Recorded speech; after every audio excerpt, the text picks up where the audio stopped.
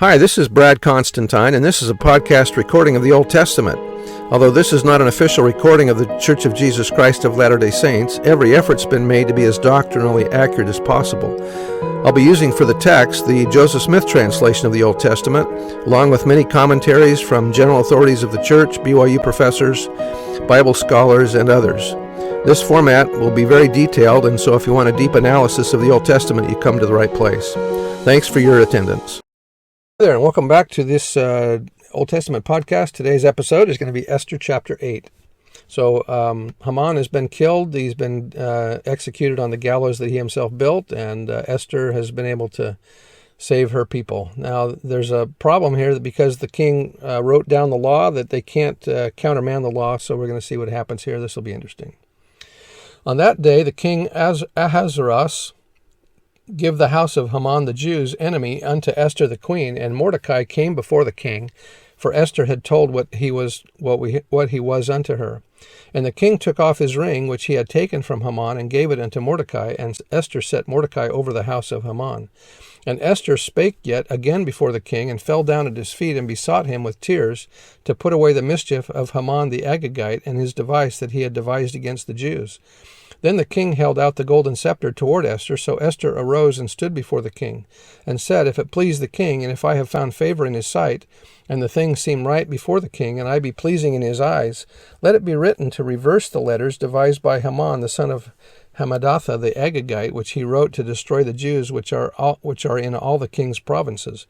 For how can I endure to see the evil that shall come upon my people, or how can I endure to see the destruction of my kindred?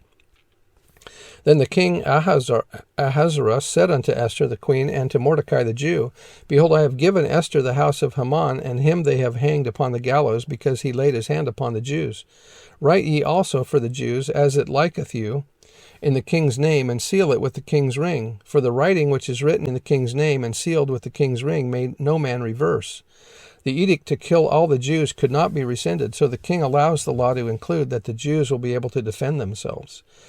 Verse 9, Then were the king's scribes called at that time in the 3rd month, that is, the month Sivan, on the 23rd day thereof, and it was written according to all that Mordecai commanded unto the Jews, and to the lieutenants and the deputies and rulers of the provinces which are from India unto Ethiopia, and 127 provinces, unto every province according to the writing thereof, and unto every people after their language, and to the Jews according to their writing and according to their language. And he wrote in the king Ahasuerus' name, and sealed it with the king's ring, and sent letters by posts on horseback, and riders on mules, camels, and young dromedaries. Wherein the king granted the Jews which were in every city to gather themselves together, and to stand for their life, to destroy, to slay, and to cause to perish all the power of the people and province that would assault them, both little ones and women, to take the spoil of them for a prey, upon one day in all the provinces of King Ahasuerus, namely, upon the 13th day of the 12th month, which is the month Adar.